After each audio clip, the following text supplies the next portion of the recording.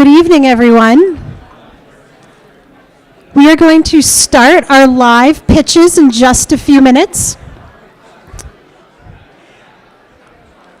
But before we do, if anybody would like to listen to the pitches, feel free to come on up. We've got some available chairs in the front. And if you want to keep chatting with the businesses, you're welcome to do that as well.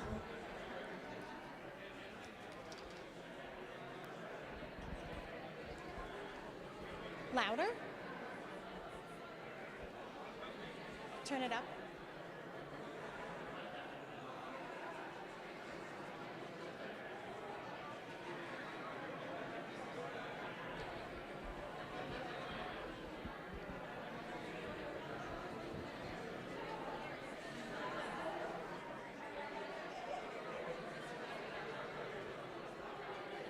John.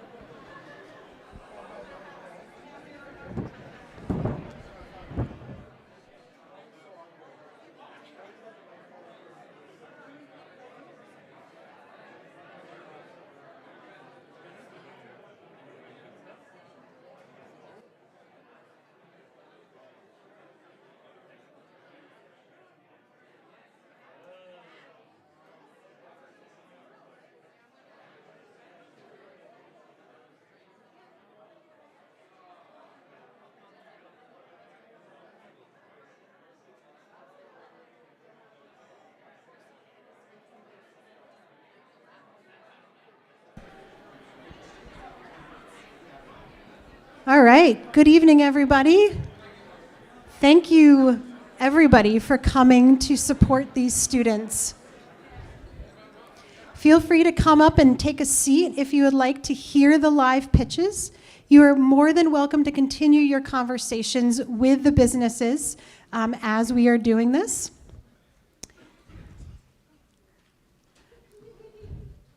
These are students from the Small Business Management class that was hosted this past spring at Maine Maritime Academy. So this class was quite large. We had 30 students in the class and wrote in total 18 business plans. We worked our way from the start of even what is a small business all the way up to a refined business plan. And out of those 18 business plans, 12 have chosen to be here tonight to actually pitch their idea and have the thought process of continuing in on pursuing this business as a true entity. I would like to acknowledge there's many notable guests here tonight, and I appreciate their support for being here. We have President Johnson in attendance. We have the Casting Select Board members and the Casting Town Manager. And we also have many other small business owners and proprietors that are with us tonight. So thank you all for coming to support the next generation of small business owners.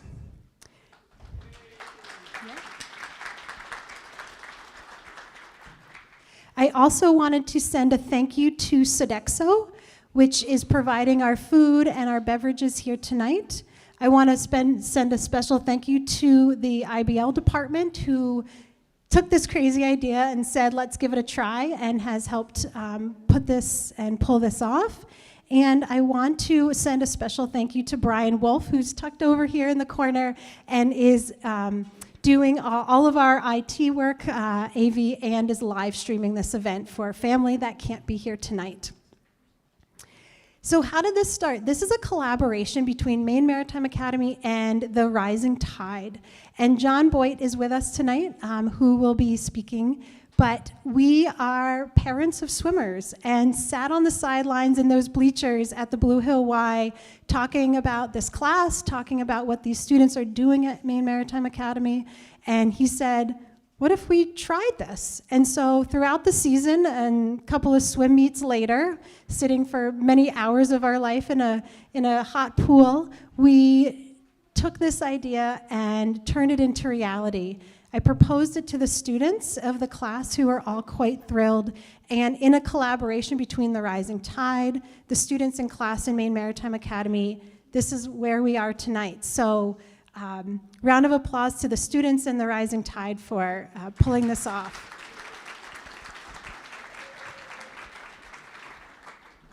I also want to thank our generous sponsors. We had this idea, but we didn't have any of the money. And having a business and starting a business costs money. And so we reached out to some individuals in the community and said, we have this idea to host this business plan competition. And throughout that, we received the money that is being used for the prize money tonight. So I would like to make a special thank you to Machias Savings Bank, Castine Community Partners, and several anonymous donors who may be with us tonight.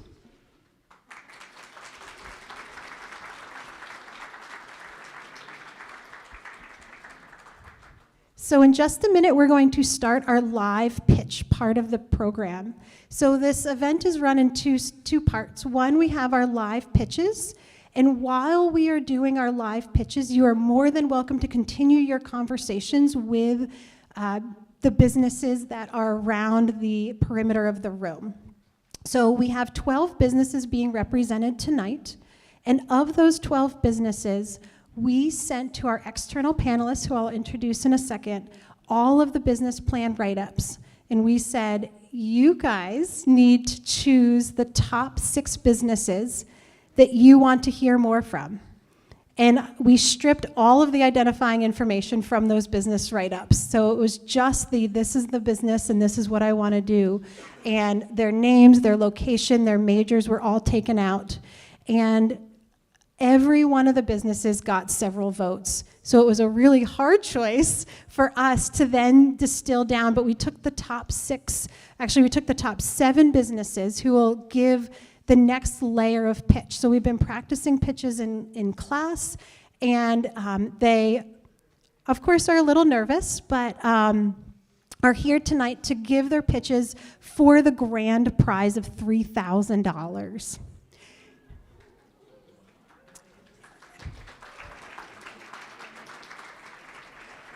In addition to the grand prize of $3,000, we have 2 $500 awards that you, as members of the general public, will be voting on, and that's what your ballots are about. So take your ballots and vote for the 2 different awards that will be tallied up, and those teams will be presented with a $500 award.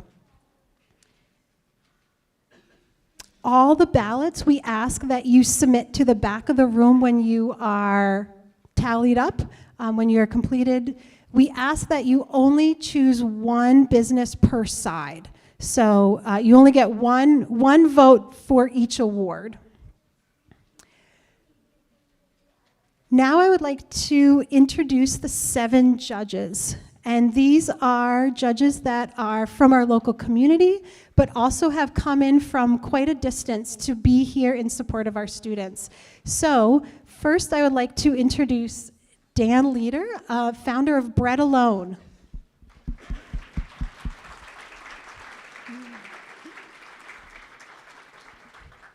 Next, I would like to introduce Jamie McNair, who is the proprietor of Northern Bay Market.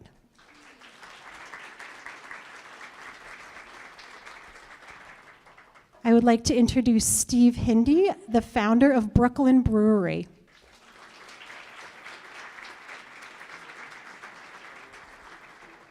We have Matt Powell, the proprietor of the Penagoet Inn here in Castine.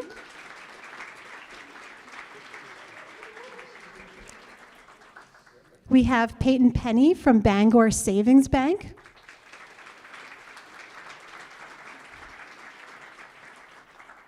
We have Oscar Adams from Deloitte, who has flown in from Arlington just today. And we have Mark Morgione from Amazon. So we ask that during the pitches, we have a strict 10-minute time slot for their pitch and questions. The questions will come only from these external panelists, And you're welcome to ask them additional questions when you meet them at their table. But for an effort of time and for an effort of their own scoring capability, please limit your questions to just those in the external panelists. I'm going to turn it over to John Boyd to say just a quick word before we have our first pitch. Thank you, Kate. I know you're all eager to hear from these companies, so I'll keep it really short. Thank you all so very much. This has been a long time coming. It took months of preparation and work, and no one has worked harder at this than Kate. And so a big round of applause for Kate, please.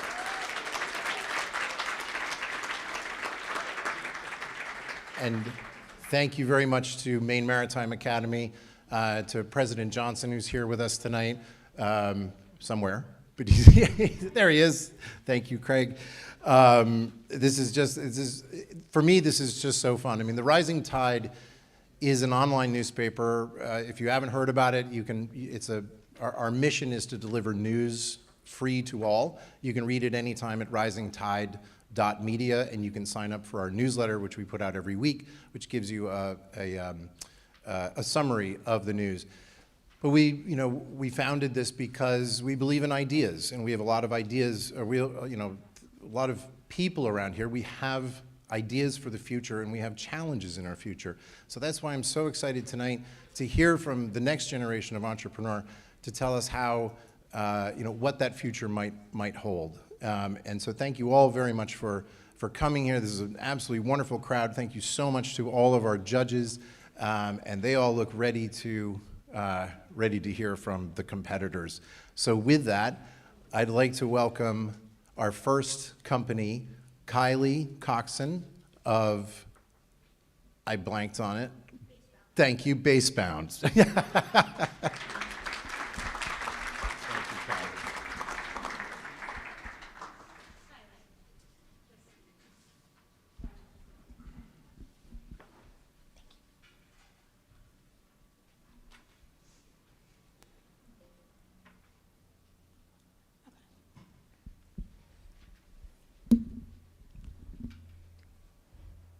Hello everyone, my name is Kylie Coxon, and today I want to talk to you about my company, Basebound. So when I was in middle school, I had a family member move here from Ireland. He had a dream of becoming a Navy SEAL. In order to do this, he had to give up his Irish citizenship. He came here knowing absolutely no one and had no former connection to something here.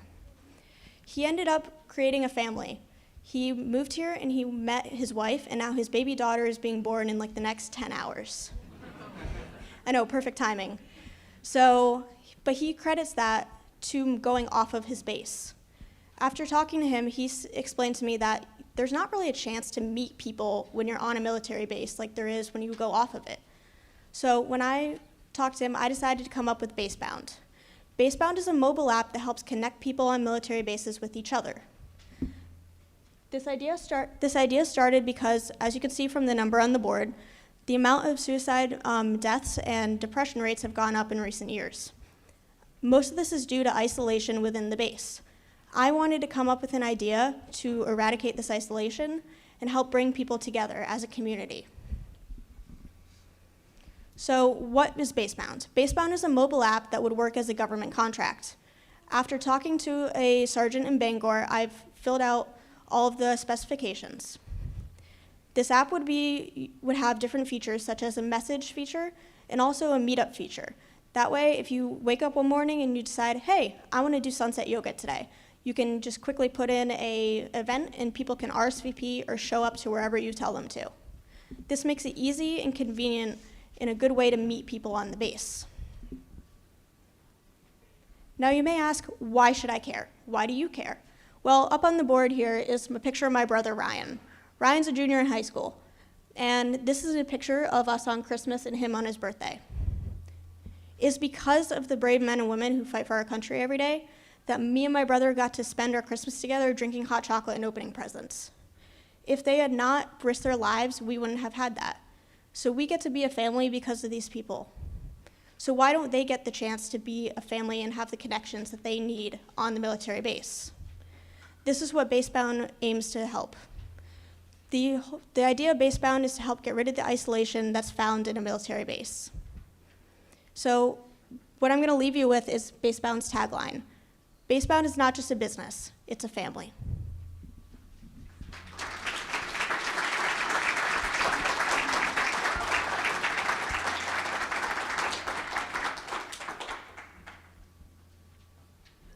Any questions?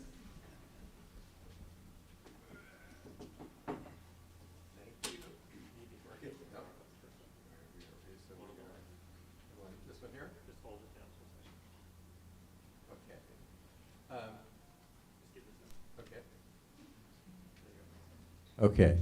I love the concept. So where does the money? So if I was to earn the money tonight, I would put it towards. No, The but act- so in terms of the business, Okay. where does the money come from? So it would be a government contract. So after speaking with the sergeant at Bangor, the way it would work is I would present the idea to a base, and it's base specific. That way you don't have someone from California trying to connect with someone in Texas. So it would be, we would have a family readiness coordinator at each base who would be like the point person for the business. That way you can verify who's actually using the app, and I would not charge the actual members of the base. All the pricing would go towards the government. That way these people can get the family and community they deserve without having to pay.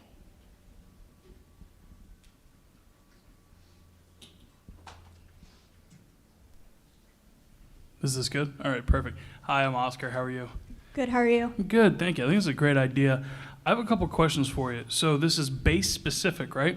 Yes. Okay, so my background, I'm actually a contractor for the Air Force right now. Okay, and one of the things we actually deal with when it comes to IT solutions like this is we put them through a single intake portal where you've got an idea, just like this. You submit your requirements, like you're saying, hey, this is what we want to build, this is your innovation, your new IT, what have you, right? When the government's going to buy something, they have to possess the requirement for this before. So have you done any research as to what federal acquisition regulation looks like, what's called the FAR? Do you mean in terms of like who would pay for it or the actual regulations behind it? The actual regulations behind it and the procedure of how the government procures things. I was talking to the sergeant at Bangor Air Force Base, and he gave me some indication, but we were going to figure it out the farther I got along with this. Okay, all right. I love what you're doing. I think there's could be some goodness in taking a look at the FAR, right? Yep. And then honestly looking up this concept, it's called the JAFRAP, which is the Joint Force Requirements Process. Yep. And each of these bases you want to go to, they do have specific what the government calls colors of money that can be used specifically per each base to make this thing happen. So I think what you have is a great idea, but I would want you to get a little more familiar with like what that looks like. So kudos to you for this. This is great. Yes, that's the next step in the process. Thank you. When you speak about the sergeant that you met with in Bangor, what was his feedback when you gave him this idea? Was it really positive, or did he have any thoughts, constructive feedback? Overall, his feedback was that he had never really heard of anything like it, especially being from up here and kind of being in the middle of nowhere. He said that it would be very helpful. He specifically explained to me that they have like allotted budgets for like mental health based programs, and he said that this would be a good use of it. Thank you. Thank you.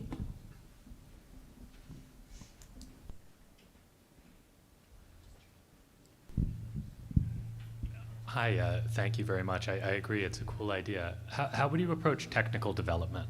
Okay, so my best friend growing up and from high school, he is a programming major and math major, and there are also some people around campus here that have experience building apps. But my best friend, he told me that he would be gladly willing to work with me on getting the app built and gaining some outside expertise if needed.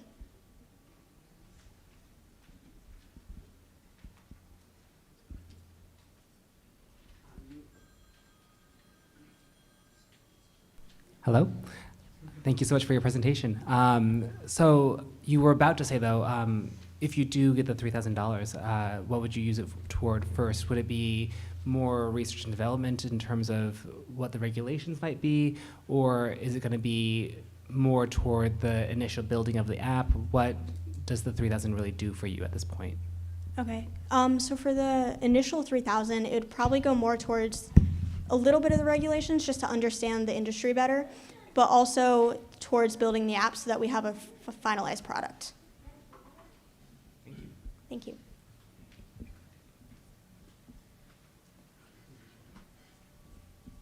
Do you see this scalable? Scalable? Yes. I would like to start with one base and then go up. Since it's base specific, there's a opportunity to go base per base. And how many bases are in the US? Do you have any idea? That was really difficult to find because there's a lot of security around it. So I was able to find that there's the big bases like Norfolk or Camp Pendleton, but then there's also smaller bases like Bangor. Do you intend to scale this internationally? Because there's military bases all around the world. I would like to start, I would prefer just keep it the US just because there's a security risk when you go international. And that would be the reason for me having like a government contract and a point person, is because I don't really want to put the liability on myself. So if you're going to do this, there's something called Cloud One. The Department of War has allocated a bunch of like cloud-based tech, so they're going to have like security solutions globally for things like this. So you have an opportunity to go global here. You might want to consider it. Thank you.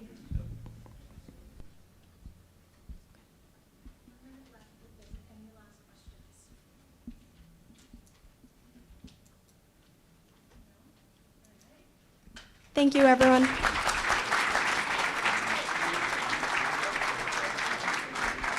Very good job. Next, I'm going to introduce Dana Hamlin from Maine. He's an international business and logistics student that will be talking about his U.S. Customs brokerage service.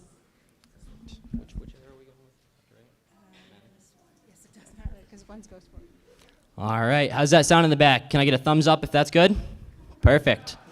My name is Dana Hamlin. Thank you all for coming out tonight. Tonight I will be going over with you Hamlin U.S. Customs Brokerage. So for many importers and exporters alike, oftentimes their goods get held up in port, which can be detrimental to these smaller businesses that I'm looking at catering towards. So a lot of these smaller businesses, when items get held up in port, that leaves them stranded. They have short turnarounds that they need to meet that they no longer can. And since these are smaller businesses, they can no longer fulfill the needs and the promises that they have made. So I'm looking to offer a solution to that issue. So first, let's get into a little bit about what the business is and what I will be doing. So as a license holder, I will be able to do customs paperwork and filings on behalf of these customers. And one of my main things is to meet compliance with Customs and Border Protection.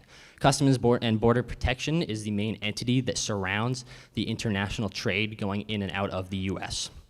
And then some of my roles are going to be filing entries, classifying goods. So for every good out there, there is a code for it which ascertains the duty value that needs to be paid on top of that. And then, again, I'll be communicating directly with U.S. Customs and Border Protection on behalf of these small to mid-sized companies. And then an example I like to use is, say there's a small screen printing company here in the U.S., but they're looking to get their shirts for a little cheaper. So maybe they go off to Taiwan, but they don't have much experience or knowledge of what needs to happen to get these shirts out of Taiwan for their screen printing business. That is where they will contact someone like me, where I will handle all the difficult to understand rules and regulations on their behalf and make sure that they don't have to pay any fines or fees. So why do businesses need a customs broker? It is not a simple process by far. People will train their whole lives to become one of these, and if they mess something up, it still reflects poorly on them. So you can, again, be doing this your whole life and still mess up. So for a small business to try and tackle brokerage on their own, you're in for a world of hurt. And then another reason is to stay competitive. Say I have a small manufacturer here, they want to move part of their manufacturing process overseas, and then maybe bring that product back here and sell it in the US market. That way they can make a little bit more margin and stay more competitive in the US market here. And then one of our main things is to avoid these costly fines and penalties. You're going to hear a lot about these if you've been into this sort of realm here, but they stack on top of each other. They'll go from $10,000 to millions of dollars. And then let's look a little bit at our current market here. So 95% of all importers are small businesses, so there is a market out there. Now you might be asking, well, I want to get into customs brokerage. What's stopping me from going with one of these bigger, well-known names? And so my biggest thing there is these large companies, they see you as a number when you go to see them.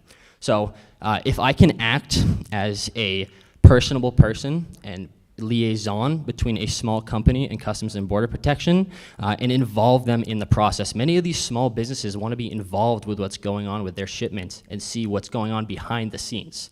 So that's where I see I have an edge over these larger national-wide competitors. And then most of these small companies can't afford a small compliance expert. They cost a lot of money, and say this small company wants to start up on their own and learn about compliance, it's very costly and takes a lot of time. And then another market I'm interested in going to is e-commerce. We all know there's been a big boom with online stores and shops, so there's all the more opportunity out there in the world for me. So my main deal here is I want to bring the compliance into the picture and allow these small businesses to focus on what matters to them most while I handle the nitty-gritty. Thank you for your time.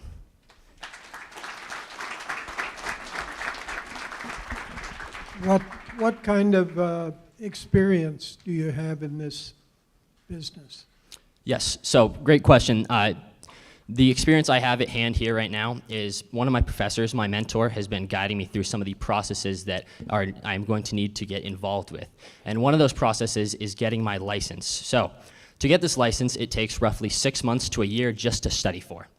And that's before passing a background test, paying for it, and now you've got the license. Great, you can legally do this. However, you gotta know how to do it. So one of my things is I wanna get some time at a brokerage, learn the steps, and then go off and start my own company. This is actually something I have a lot of experience in because we imported equipment and raw materials for years and years and years. How do you think you'd compete with companies like Geodis, a company that is so well established? They have specialists that help you every step of the way.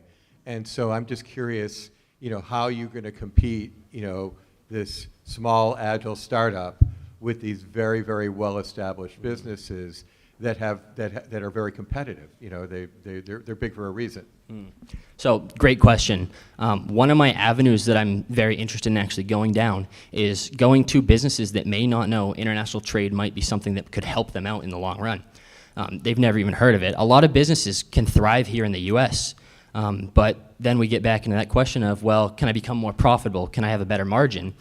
So if I can go to a company that may not be so well versed in even knowing that there's an international option there, and then get them up to speed and sort of hold their hand along the way, I think there would be a big market there for me.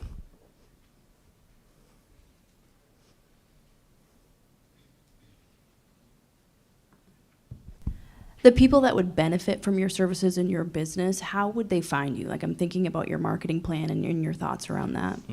So in the first few clients that I expect to get, a lot of my marketing is going to revolve around word of mouth. There's lots of conventions, lots of businesses that get together and want to learn more about different avenues they can go down. So one of my things is I would love to show up to these conventions and sort of pitch myself, whether it's just in the crowd mingling, getting drinks with people afterwards.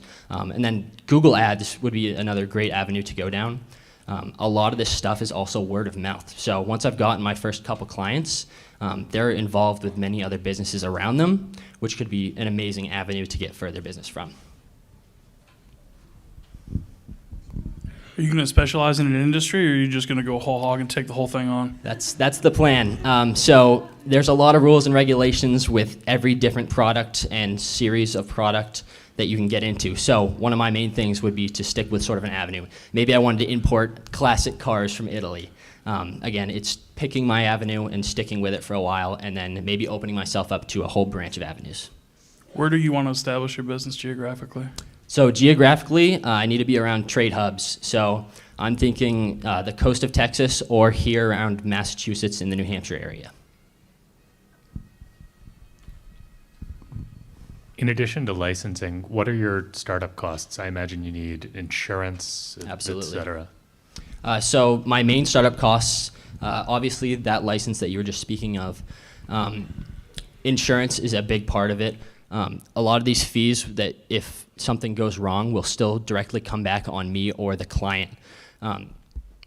So insurance is a big one, but it's still not going to cover that. And then other than that, my biggest fee is going to be marketing to grow my business as I go.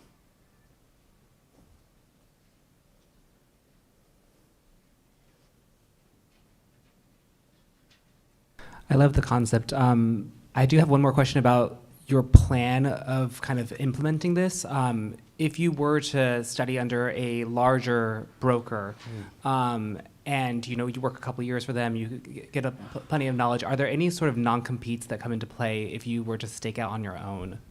To my knowledge, at the moment, nothing immediate. Obviously, that is something to look into when I'm looking for one of these mentor companies to work at. Obviously, I don't want to get myself caught up in one of those and not be able to do something that would get in the way of pursuing my passion. Cool, thanks. Thank you. Just one other comment. So in my experience doing this, the second you start importing things, you get on a list. And the next day you get phone calls from all the other brokerages, broker houses. I mean, literally, your name is out there, and all of a sudden the phone starts ringing. How do you think you would set yourself apart from all these people who are established, who know this game? Yeah, great question. So setting myself aside is going to be the biggest issue. There are a lot of brokers out there, but there's also no shortage in demand. Again, if I pick one of these avenues, one of these branches, like the cars to follow, that sets myself aside from a lot of the competition. So it's not going to be so much stealing other people's competition or clients away from them, but making myself known in my own area and diversifying from what everyone else is doing.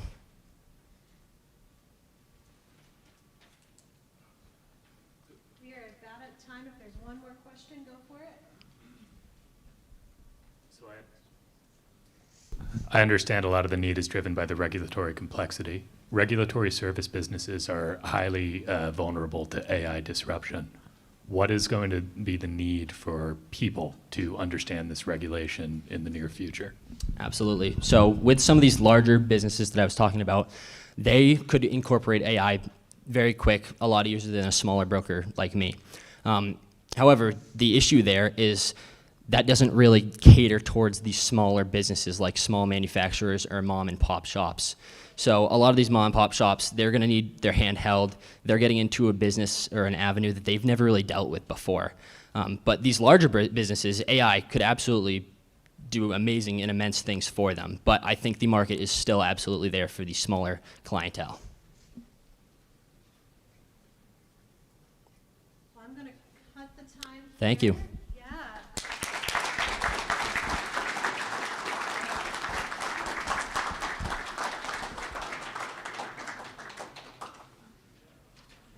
So up next, I am going to introduce Julia Wade and Megan Dorr, both from Maine and both juniors in the International Business and Logistics program, here to talk about Maple Ridge Barn and Estate. And judges, I will collect the scoring cards from the first round. Thank you. You have those ready? Just click it.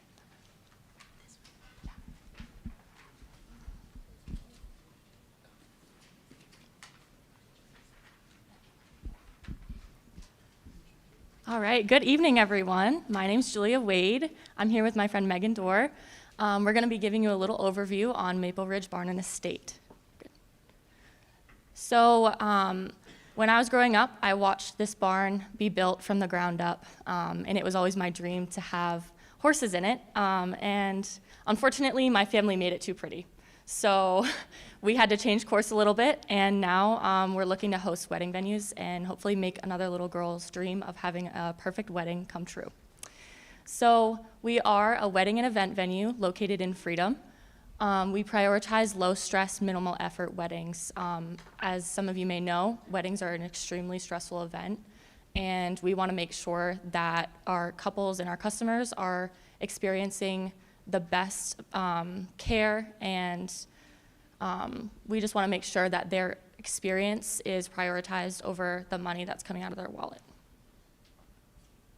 So like I said, you can see here we're located in Freedom, the little star. We're about 30 minutes from Waterville, Augusta, and Belfast, which are prime locations for people to stay. We're about 1+ hours from Bangor, Portland, and Brunswick as well. Okay, so now we're going to talk about the vendor options that we do have. I want to start off by saying that this is completely optional. If the couple wants to bring their own vendors, they are more than welcome to do that. But where we have prior experience to working with these vendors, we felt that it would be a good idea to give them these options. So we have Trillium Catering, Chadwick's Craft Spirits, Golden Bloom Flower Company, Hannah Hickey Photography, and then Doyle's Commercial Cleaning. And then for the timeline that we're kind of looking at for our business, for the first year, we're hoping to host about 3 to 4 weddings in the summer, and then prioritize getting our name out there, building relationships, building a portfolio. And then for year 3, we're hoping to host around 2 to 3 weddings a month, and then work on some more renovations around the area that we have, and then host off-season events like in the wintertime for other people. And then for year 5, we're hoping to be fully booked for the peak season. So that's looking like about 4 weddings per month, hopefully, in the months of May to October. And then 3 to 4 off-season bookings from November to April. And then we're hoping by then we can maintain a steady clientele and then grow from there. Is there any questions? How do you plan on handling the influx of the necessity of employees throughout the season? So most of our services are going to be through vendors, and we'll just be doing the planning behind the events. So we'll have logistics and operations, and then Megan will take care of the face-to-face with the clients, and the vendors will be providing the rest of the services. So if I want to do a wedding at your place, what does it cost?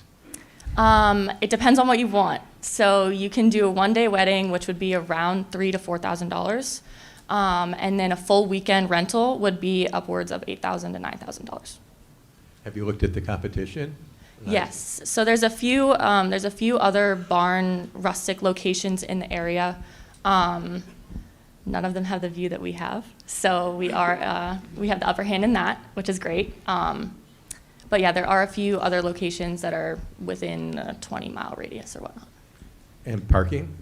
Parking, we do have a lot that's right across the road, which we can use, and then there's a field right behind, which could also be used for parking. I would just say you're probably not charging enough. I'm planning my stepson's wedding right now, and I think you could charge more. Thank you. We are hoping that because we are in a rural location, that we are catering towards small town people, and we don't want people to feel like we're just taking money right out of their wallet. We want it to be a personal experience, and that's kind of why our prices are a little bit lower. In an area that's flush with wedding venues, and especially barn aesthetic wedding venues, first of all, I will say it's not a bad idea to perhaps undercut yourself a little bit the first year, especially as you're new and people have to gain trust in your venue. But what other ways besides the view would you diversify from these sorts of venues?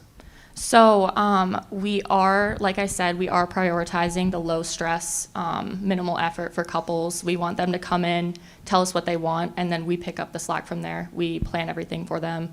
We'll have a wedding planner come in to make sure that it's done perfect. Megan and I don't have a ton of experience in wedding planning, so that is a vendor that we will have on hand. So you would be a combo venue plus coordinator? Yes. That's useful. Yeah. In terms of marketing, have you guys thought about website, social media, anything along those lines? Yeah, so it is a small town, so we're going to start word of mouth and then have a website running as well. And then work towards social media. I think a lot of people right now are finding these places through social media, Instagram, TikTok, whatnot. So we will break into that market. It will just take some time. Would you have a launch date, a big announcement to kick off your business? It's a great question. I've never thought about that. We kind of just thought, like, you know, as we talk to people in the area, I'm coming up on the age group where people are starting to look to get married, so friends, family, things like that. We're hoping to start out that way. And then once that first wedding or event happens, we're hoping to use photos from that to really just expand our market. I would recommend The Rising Tide.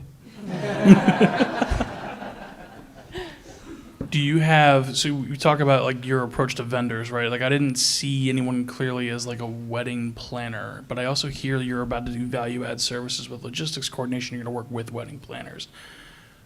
Do you have like in mind like who your wedding planners, like what you would want to go after, what you could do? What is the realm of possible when it comes to decorating your space?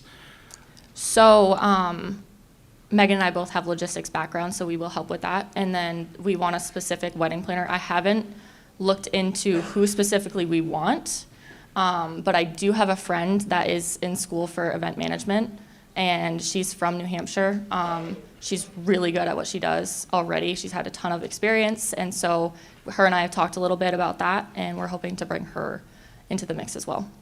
That's a good start. Coming off as somebody who just got married, you want to talk to the wedding planners. Like they are absolutely lethal at what they do. So Yes. good job, kudos, keep it up. Thank you. What do you two want to make from this financially? At the number you quoted for a fully booked season, you're looking at a combined $214,000 before taxes, insurance, everything else. We haven't worked out specific numbers. Like I said before, money isn't the main idea here. This is already a planned thing, and the barn is already done. It's been little to no cost. We just want to make sure that we cover property taxes and property and whatnot. So there isn't a ton of like risk involved. We just want to make sure that our customers get what they want, and we really just want to prioritize that. Would ask you to reconsider that thought. There is a ton of risk in owning a facility. True. So just think about that in the back of your mind. I think this is Yes. a phenomenal idea, but just something to consider. Yes, thank you. I just want to say, the catering business, I think, when I saw you earlier, catering is the most profitable part of the food service industry, by far. So, there's a real upside here, and it doesn't hurt that you're next to one of the most famous restaurants in the world. Absolutely.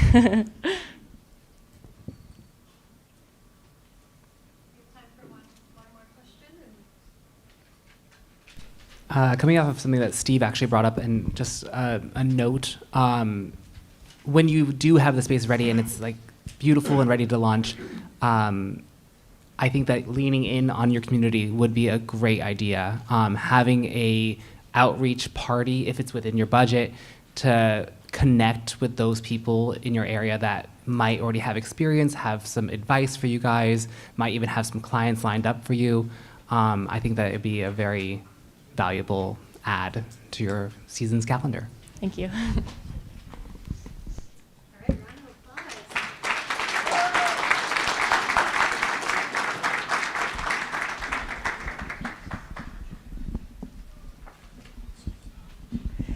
So up next, I'm going to introduce James Tiano from Connecticut and Cole Dumont from Maine, and they are both seniors in our international business and logistics program, here to talk about Rip-X Baits. Is this good? Do you know which one? This one, right? Yeah. Okay. All right, I want to start off by thanking the board, anyone in the casting community that's here tonight, as well as students, staff, and the faculty that are here. I'm going to hand it off to James to start our business pitch. We are very excited to share this with you. Good evening, everybody. I just wanted to start off tonight by asking a quick question. Who in here today has felt as maybe they spend too much money on fishing tackle, or has even had to go as far as to maybe do a white lie to a girlfriend, boyfriend, significant other about the price of fishing tackle? Hey, I see a lot of hands, and let me tell you, you're not alone. Cole and I feel the exact same way, and this feeling is what led us to start our company, Rip-X Baits. So, what is Rip-X Baits? We are a high-end manufacturing anti-rip soft plastic company that is driven by two fishing-obsessed entrepreneurs looking to provide the market with the most longest-lasting bait that they've ever seen. Competitors' baits currently last roughly 1 to 2 fish before either ripping or becoming extremely susceptible to tears. This costs anglers money and time on the water. What we're looking to provide is a strategically reinforced bait that is reinforced in 2 key areas that we have found rip 90% of the time. This is going to save anglers money and time on the water. Our advantage to our baits are going to be, our baits are going to perform longer and stronger than any current competitor, and our mission is to build a trusted brand that customers can depend on fish after fish. So, our company, RipX, as I mentioned, is a premium tier, high-end performance bait. This means we are competing with other high-end manufacturers such as NLBN, Z-Man, and Gary Yamamoto. Now, our baits make sense for this because we are going to outlast our competitors at least by double. Now, looking into our target market strategy, we're having 2 locations, one in Maine and one in Connecticut. We are looking at local retail partners, specifically local tackle shops, to sell our product, which is going to build relationships with these local anglers as well as build our local roots as a company. As our company grows, we are looking to expand domestically in e-commerce and various social media platforms. This is going, as we know, social media is extremely strong today more than ever. The power that social media has will allow us to get our product to people across the country for them to buy our product. So, what makes RipX different? What makes our products last longer and more durable? So we're going to be focusing on the swim bait, the craw, and the stickworm. These 3 baits tear in the snout as well as where the hook protrudes. So we're going to be looking to reinforce these in those target areas by entering a foreign material such as fibers or a mesh, as well as looking at redoing and changing the compound of resin and hardener. So in doing this, we do not want to jeopardize how the action of the bait is. Soft plastics work because they have that natural action and they catch fish because of it. So that is very important that we do not want to change anything in that at all. So in doing so, we really want to focus on the durability and the hook retention. When a fish strikes, there's a lot of friction, there's a lot of stress on it. So we want to make sure that our anchor points are very strong. The hook doesn't slide, and that's very important to us. So if we have the privilege of winning the grand prize tonight, the $3,000, this is our production investment plan. We're going to be looking at buying molds at first. These are not the commercial molds. We are going to be making these in-house, so these are going to be smaller molds. They're going to be about making 5 to 7 baits. We're going to be making these in our garages at first, providing them to local tackle shops. Then we're going to be buying the resin, as well as the production tools and safety equipment. So for week 1 to 2, it's going to be acquiring these, and then starting to test the molds, making batches. With this initial investment, we should have enough money and enough materials to make multiple batches. And then we're going to be able to provide these batches to local anglers, as well as to friends and families to try. And that is going to be very important because we want enough data so that our product can be properly marketed and we can be proud of the product that we're providing.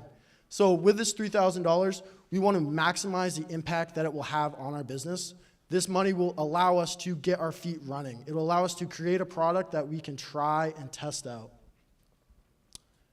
So, Extra Baits, we want to be known for having a durable product, more fish caught, as well as better days on the water. And as you can see here, these are all photos of friends and family having good days on the water. And that's something we want to provide to our customers. We want to leave them with a smile on their face and catching more fish. Thank you.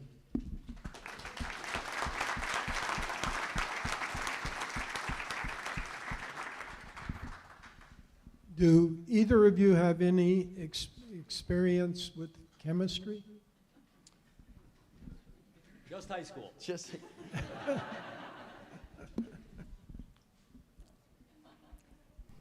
Do you know anyone who has?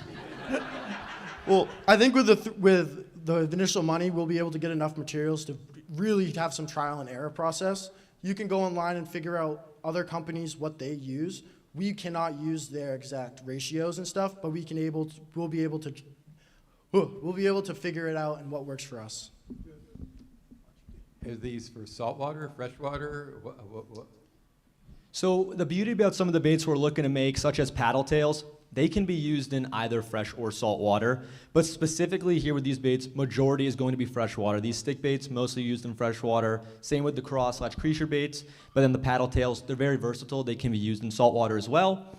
As we, get some funding and we start making these baits and we find what works and we really find, the secret sauce, then we can go on to, making these other baits that can go, other saltwater variants and whatnot. Well done to both of you. Just curious, I know you're sort of talking about your promise that these are not going to rip. Have you ever thought about any type of warranty on them as well, where you're going to be at that higher price point? So one of the big thing with fishing is the conditions of the water. For bass fishing, so like the craw, you're going to be ripping that through weeds. It's very hard to tell what conditions are going to be the bait's going to be used for. So I think it's going to be very important to get that research, get that development kind of going, and have accurate data from fishermen. So we can have potential disclaimers on how you rig it, this is how long it's going to last, and stuff like that. But it's kind of hard to give a warranty when they're being sold in domestic stores and stuff.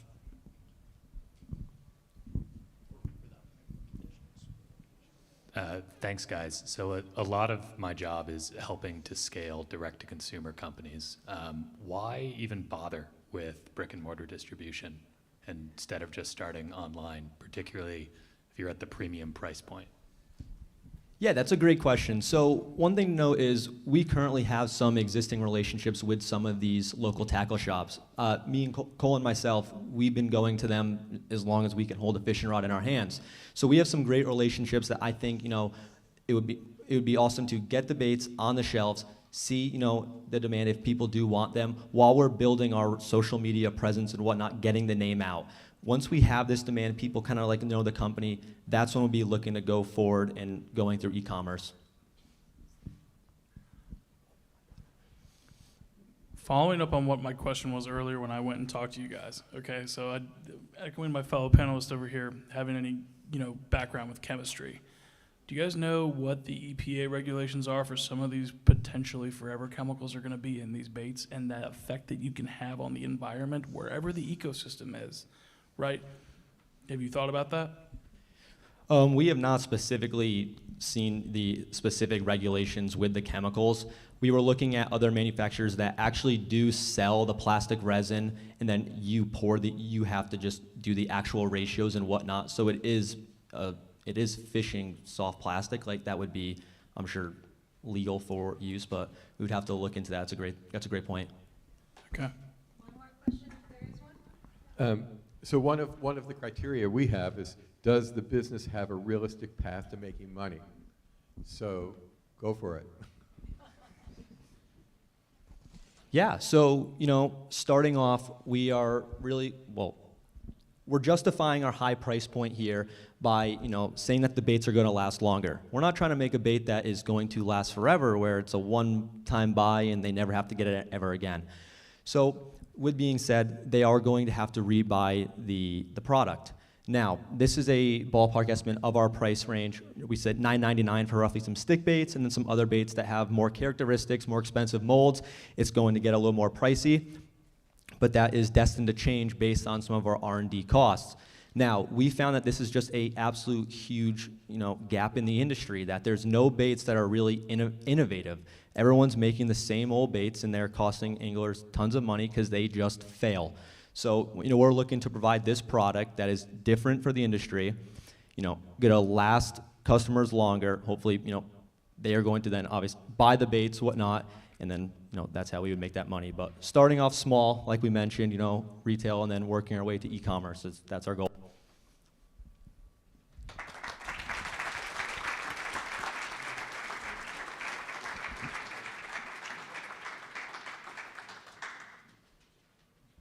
All right.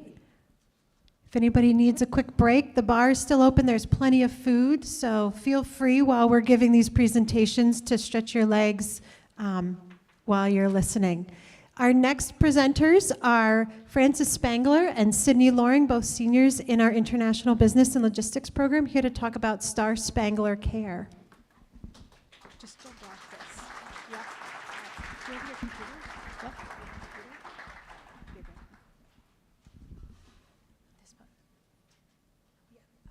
Okay, good evening, everybody. I'm Frances Spangler, and I have here with me Sid Loring. Together, we created this business pitch for offering an assisted living and special needs care. It's going to be based right here in rural coastal Maine, in Blue Hill, and in the Ellsworth area. So what we're going to be starting pretty small. We are going to become licensed direct support professionals working with individuals with special needs, autism, or any developmental disabilities. Our long-term vision, a few years down the line, we're hoping to create a residential home that will offer 24-hour care for individuals who really need it. So why Maine needs this? I have on the screen some data. I know it's difficult to read, but about 1 in every 36 kids, there's a child, with autism who has been diagnosed. There are thousands of individuals who need this care in the state of Maine, let alone in the country. So about 27% of Maine has adults that are diagnosed with special needs. It is expensive to have care like this. It's about $50,000 to $70,000 a year. In this area, we have very limited facilities, which is why we're going to tap into this market, and it's going to be a really great thing once we get it going. A lot of individuals need at least 8 to 24 hours of one-on-one support in a day, and that's why we're doing this. So looking into our growth timeline, we expect for year 1 that we're going to have 1 to 3 clients. That way we can just build our trust with the families as well as our own reputation. And then by year 3, we want to up our clients to 5 to 7 clients. And we're also going to start planning our actual facility. So then by year 5, our facility will be up and running, and we can take all the clients we've been working with and move them into the home. So why our first client matters? Our first client is going to set the stage for what we're going to offer. We're going to build trust with the families. They're trusting us to care for their loved one, which is extremely, extremely valuable. And it'll be our first real experience working together as a team, and it'll be the start of our reputation within the community so we can have word of mouth going, letting people know that we're offering this type of service right here. Like I said, we're going to be building relationships with families and reaching towards other community members who really need this. So if we were lucky enough to get the funds, we would focus on getting the correct licensing and certifications, because we know going into the client's homes, we're going to need those. And then we would also start to market, so that way families around this area can find our business. And then we'd also set some aside for the actual residential home. So thank you guys for being here tonight. Thousands of individuals really need this care, and we'd love your support to make it possible. So thank you. Oh, yes, any questions? So I'm not sure in the state of Maine if the state helps pay people, provides money for people to get this care, and I'm just curious if you've looked into that. Yes, definitely. So my inspiration for this whole business pitch is my sister Logan, and throughout my entire life, I've watched how my parents have dealt with going through agencies and case managers and trying to get proper funding that they need to support my sister Logan, who is here tonight, if you want to go say hi. But we have looked into getting state funding. There's just not a lot there.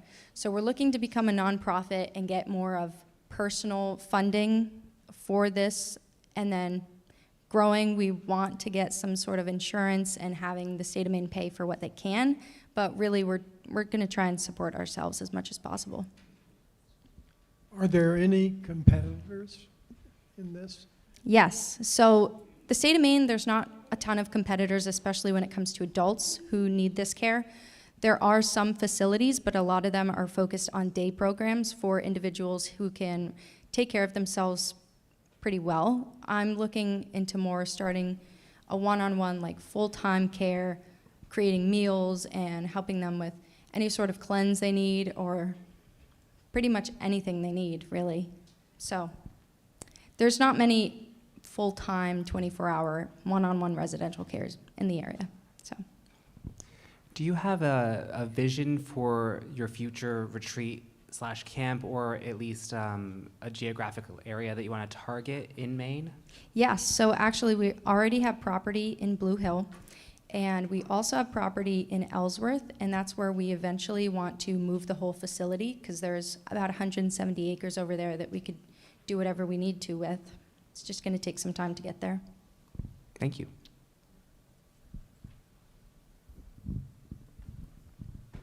How long do you think it's going to take you guys to get to a brick and mortar establishment? Do you have a way that you're going to present your services to market beforehand, right? Like, are we going into carrying in other people's homes? Or are you going to do, like you said, you have some property in Blue Hill.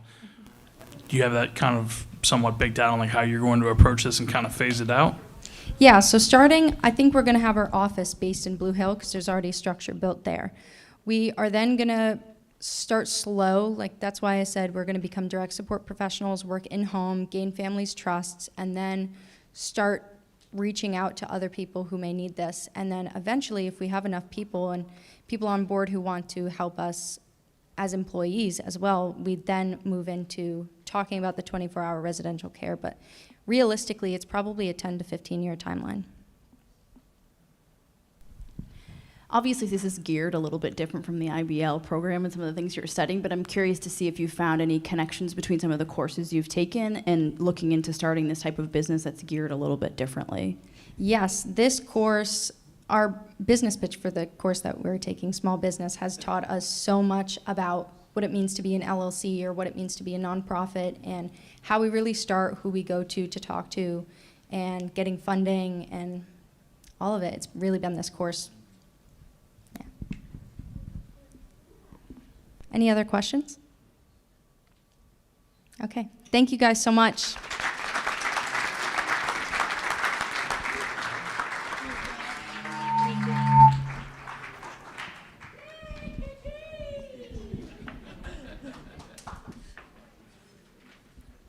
All right, up next we have Spencer Bigman, who is from Connecticut and in our Vessel Operations and Technology program.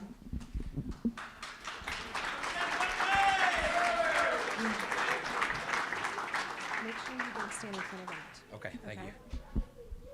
Here's your clicker, so it's That one. Are you sick and tired of needing to move, repair, and clean your outdoor furniture when the time's already nice out and you want to be using it? I know I definitely am. We're going to shrink that problem down to nothing for you guys. That's a Wrap is a mobile shrink wrapping business that's providing a high-quality polyurethane wrap, protecting your outdoor belongings, keeping them safe and secure through the harsh New England winters. I'm Spencer Bigman, the sole owner-operator of the sole proprietorship, That's a Wrap. We're looking at confidence and convenience being our absolute mission statement. Starting in the 203 area code, going to be working in New Haven and Fairfield counties. Targeting any customers that have outdoor furniture that they're looking to have protected and working with. A lot of people go into garages and storage is what the common solve right now is. It takes time, takes an area to have it, especially coastal properties are not going to have that kind of area, especially look down on Water Street specifically, and you don't have that extensive area to store stuff long term. The other option that's out there right now is putting tarps or manufacturer covers on that, and that also seems to be a failing point. You're readjusting tarps halfway through the winter, or they're failing, ice is breaking through. We're going to create wraps and coverings that have a slope, so this way rain, snow, and debris is all going to fall right off of it, keeping your outdoor investments safe and ready to use for when you want them. All right, so our revenue and cash flow. We're going to have a standardized pricing sheet that's going to be used through a Square Up booking service. We're going to have a $75 upfront starting cost, and that's going to be put down as a deposit just for us to come in and start doing work. Additionally, after that, every item is going to have its own price tag. This is all done out by the amount of material we're going to be using per item, in addition to the time it takes, myself specifically, to shrink wrap and cover each item. For the people who have more elaborate waterfront areas or larger outdoor setups, we'll move everything around at a $40 an hour flat rate, get it all into one piece and easier to wrap. And then, because we appreciate your business, if you have 4 items wrapped with us, we're going to knock 5% off that price. And then if you have 6 or more, we're going to take 10% off. Additionally, we understand that people are going to want the full service. So as an option, at 40% of the initial estimate, we'll come back and remove the shrink wrap and bring it to a recycling facility in the spring so it's ready for you to use. So looking at our growth timeline, your furniture is going to be wrapped, business is going to be growing. Year 1, we're looking at 10 to 15 jobs at the minimum. Starting off, not seeing where the demand's going to be is why we're at that lower number. If we're shooting back and forth to a lot of different areas, that all takes time. Year 2 would be a 15 to 20 jobs, hoping that we're going to have repeat customers, and then in addition, have new customers, having to kind of keep up with the Jones effect. Your neighbors have your shrink wrap, and that word gets out, and now you're getting your stuff shrink wrapped as well. Year 3 would be when we're looking at our expansion, and what it's going to be is it's going to be doubling what we have now. So we're going to have our operation of our trailer and doubling that right into year 3. So another technician, another setup, covering more area, and continue that mindset to expand the company. So let's wrap this up and seal the deal. It's a $6,000 total startup cost. I'm looking at $5,000 in assets. It's going to be $1,000 in consumables, being the shrink wrap, the tape, the string, and the vents, as well as damp rids to make sure that there's no mold or mildew growing on your furniture. So with the $3,000 that's on the table for offering, that'd cover half of my startup. Specifically, we'd go right into the trailer and the shrink wrap gun being 2 of the highest costs. Getting the trailer right away is going to allow me to get it outfitted so I can hit the ground running right in the fall and be ready to go. We're going to have our advertising be a flyer on Facebook as well as posted around, keeping that easy to go. I appreciate your time. I'd like to open up to any questions, comments, or concerns at this time.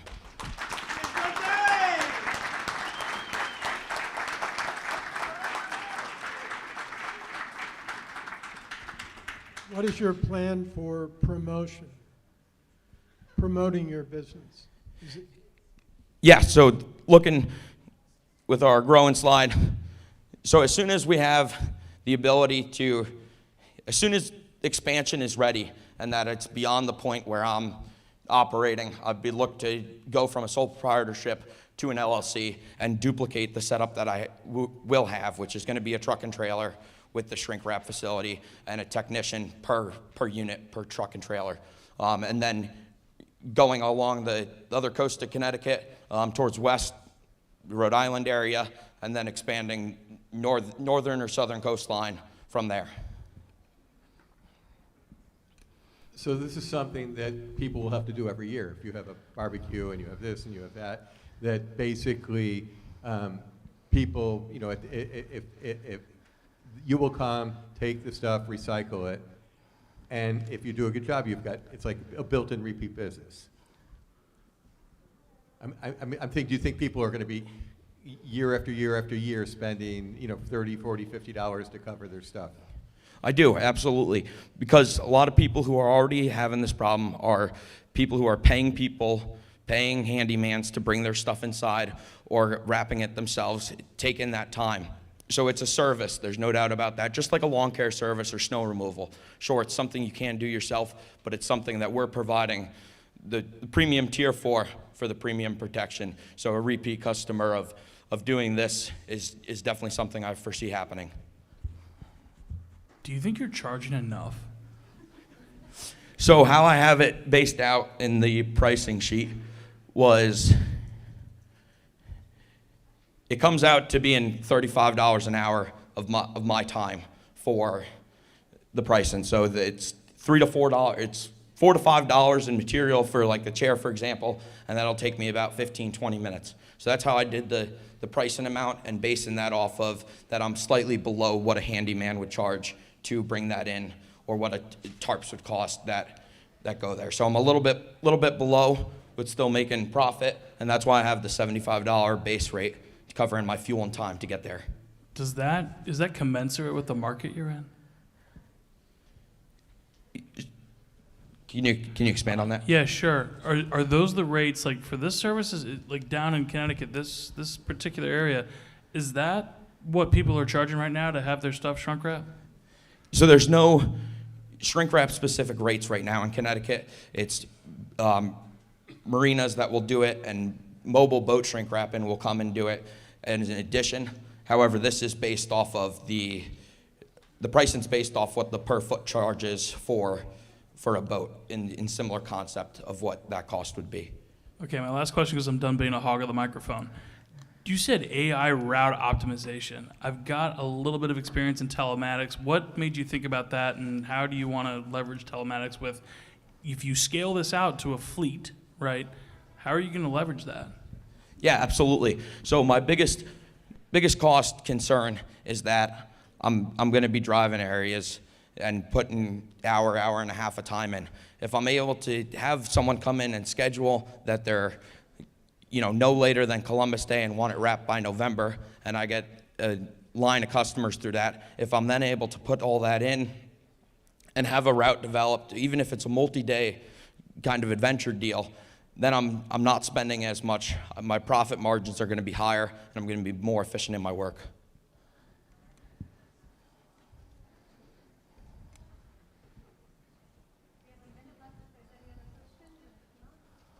Is the wrap recyclable?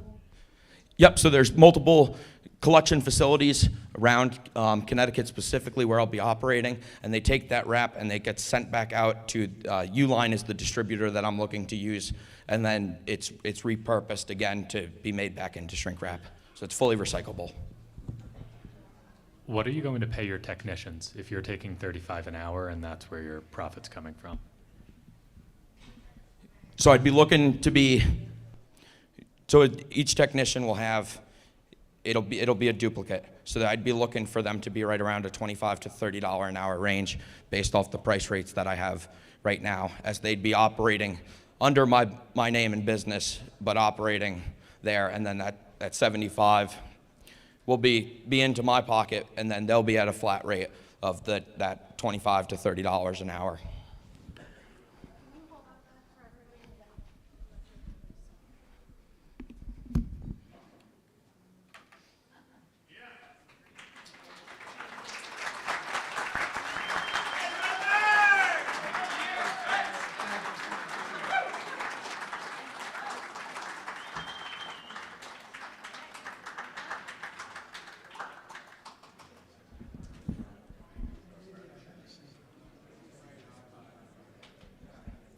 All right, for our final business pitch of this evening, I'm going to introduce you to Wicked Works, Chase Carmichael, Delaney Ennis, Emily Fuller, and Megan Springer, all from the state of Maine and all seniors in international business and logistics.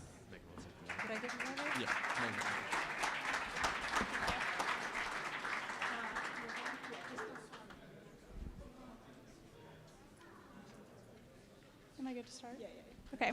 Good evening, everyone. Thank you so much for coming. As Professor Khanna just said, I'm Megan Springer. This is Delaney Ennis, Emily Fuller, and Chase Carmichael, and we are Wicked Works. So what is Wicked Works? I'm sure we can all think of a time where we've had a task that we needed to do and either couldn't do it or didn't want to. I know, speaking from experience, as soon as we've had a blizzard here in Maine, I will not be the one going out and shoveling my driveway. So what we're aiming to do is create an app and website-based service where we're providing services or connecting service workers to people who need services completed. We're looking to start here in Castine, Maine. We feel that Castine is a good place to start because we all know the area very well, and we feel like it would be a great way to bridge the gap between MMA students as with the community.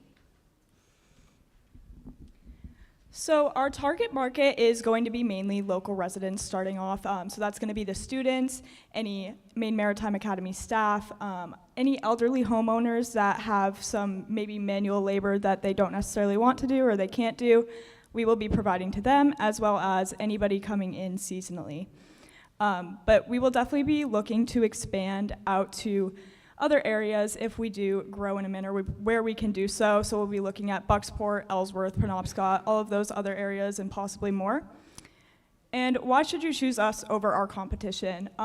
We are built for rural communities. So things such as like TaskRabbit or DoorDash, they're built for obviously those bigger cities. We don't have that here. So this is gonna be built specifically for these small communities. A good thing about this is that the workers are local. Anybody who knows a lot about Castine, it's easy to know everybody here and to trust everybody here. It's a really small community, and it's a lot more accessible. Castine is obviously not very accessible. If you drove here today, you probably realized that very quickly. So it's gonna make a lot more things a lot more accessible for residents here. And it's going to support Castine rather than larger corporations. So we're looking for this business to be able to give back into our community. And along with that, it's a lot more personalized than, say, a thing such as TaskRabbit that doesn't really reach the Castine market. So some areas where we would need the most funding are app development. None of us really have much experience with developing apps. We would need to hire someone outside of our company to design it for us. Marketing costs, just getting our name out there and getting people interested in what we are and looking into using it themselves. We also want to set up a place for customer service where people can give reviews so we can improve the app and make it as user-friendly as possible. And we don't expect the first launch of this app to be perfect, so we wanted some funds set aside to fix bugs and any glitches that may arise. And we hope that once this app is running and upstarted and has been used for a while, this funding will eventually make its way back into the community through people in this community using it. So a little bit about how WickedWorks is going to work. So when you go to sign up, you're gonna have two options if you wanna be a user or if you actually wanna be one of our independent contractors.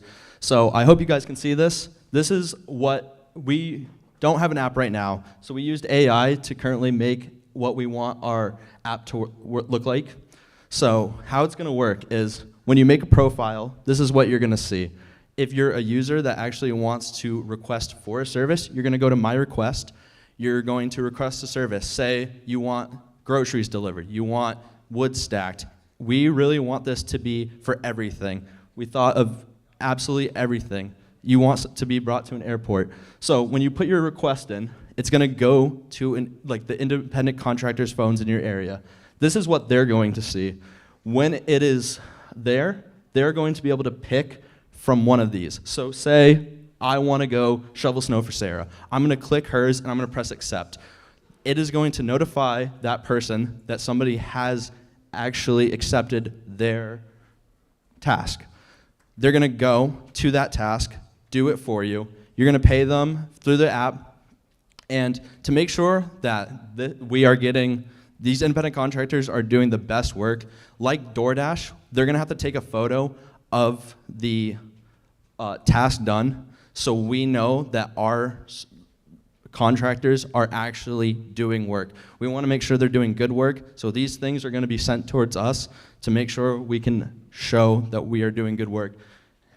And yeah. Thank you so much. Do you have any questions?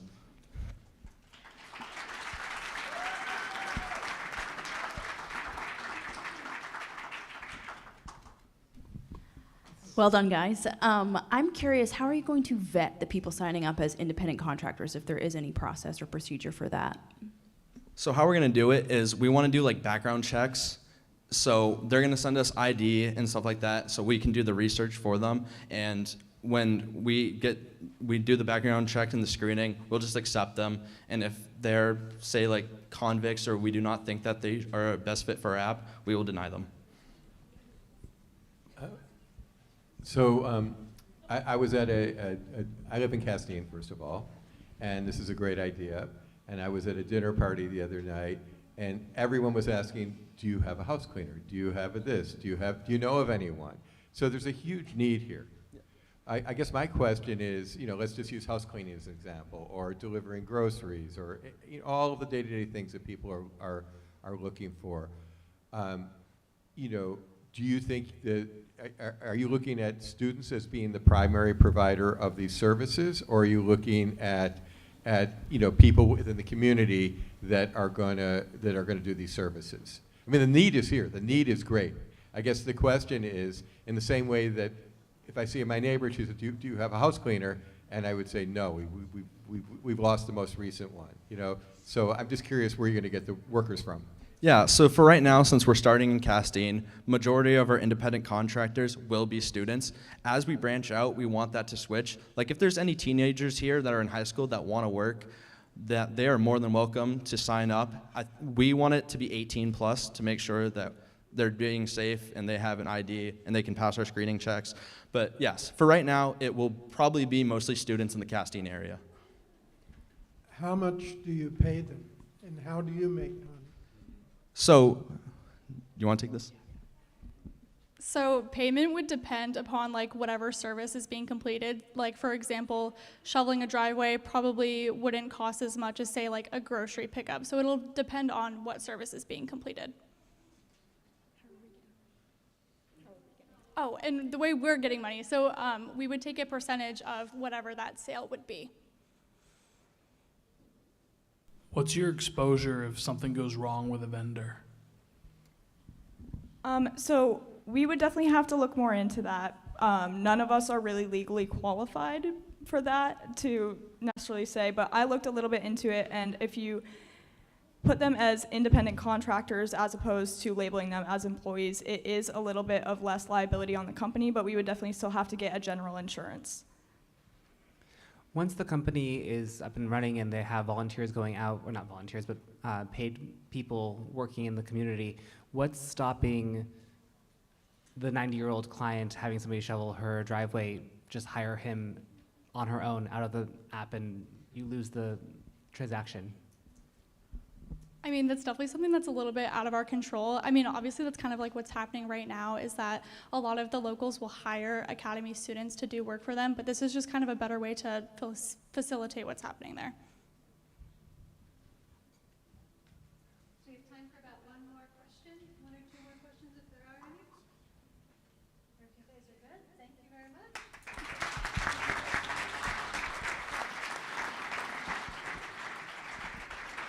All right, so what we're actually going to ask all the businesses that are here tonight to gather in the corner by the Rip-X Baits, and that's a wrap for a big group photo.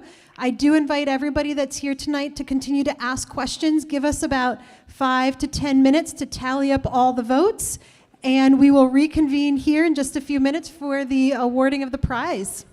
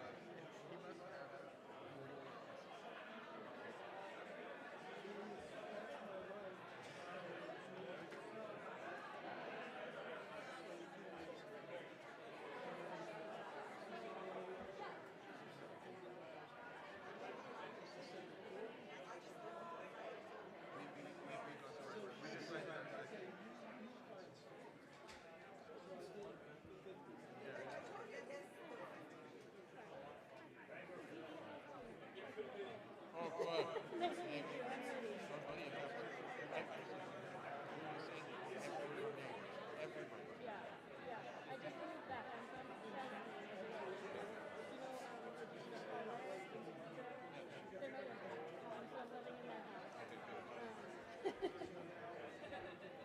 can probably get you one.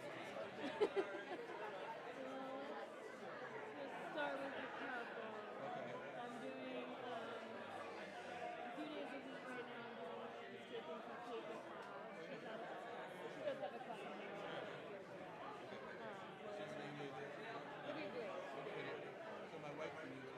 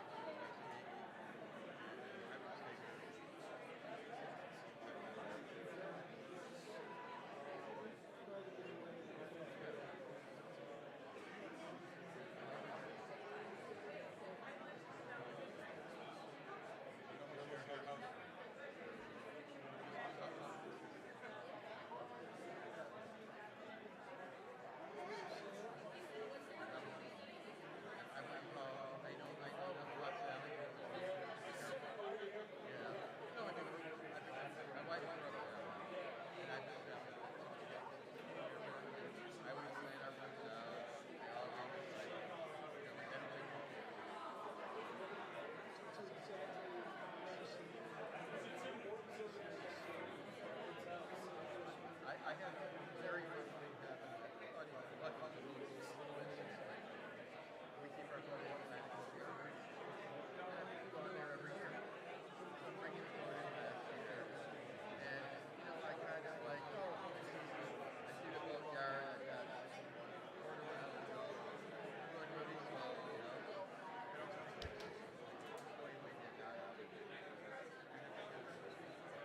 And I stop, and I get up there, and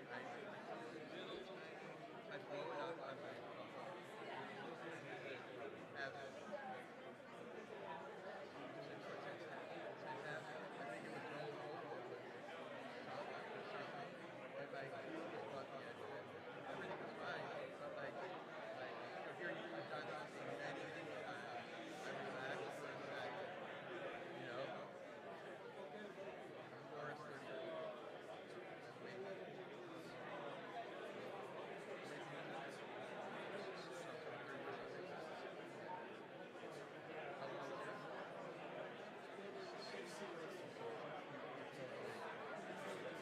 So, one of our neighbors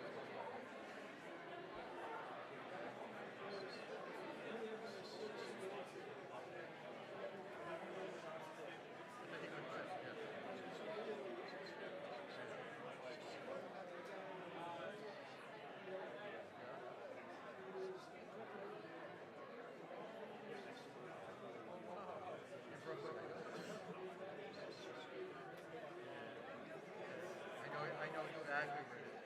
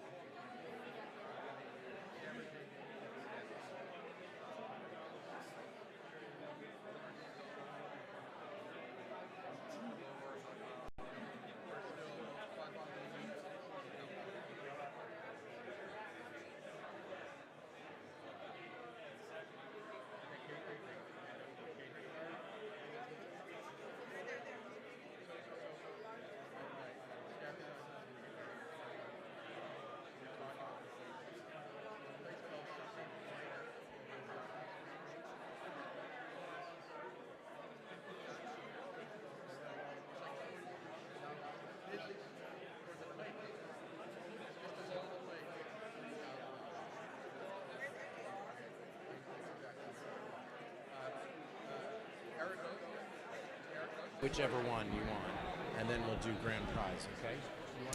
All right, good evening, everybody. The results are in. If you guys want to come take a seat, and I'm going to invite all of the businesses to kind of wrap around the backside of the chairs so that you guys are within earshot.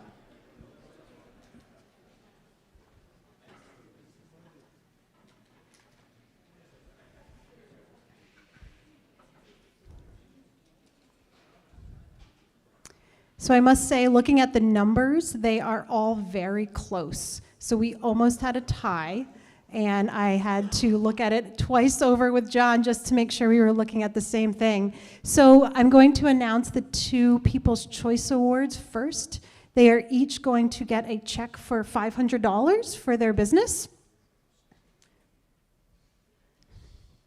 So for the Crew Sign-On Award, the highest investment potential, the winner is Ripex Baits.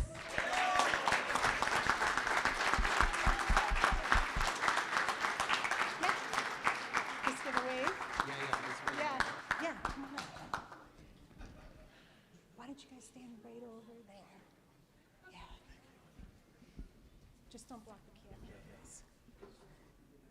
For the Sea Change Award, the most innovative, the winner is Wicked Works.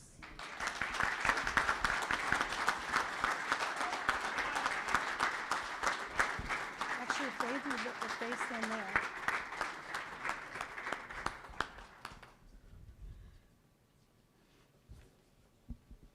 Why don't you go Chase right over here? Yeah.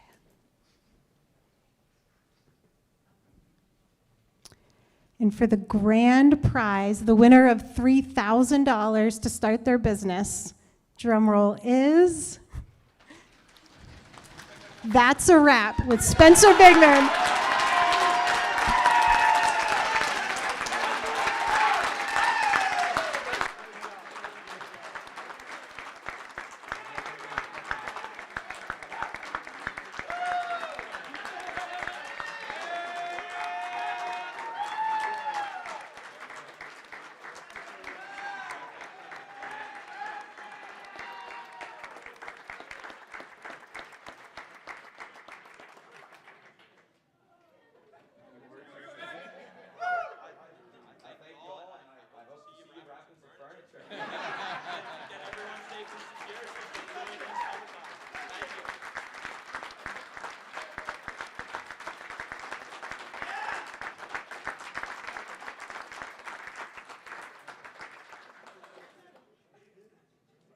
So thank you all for being here. Say your last questions and goodbyes to all of the businesses, and thank you for making such a wonderful evening. Thanks to the judges, too.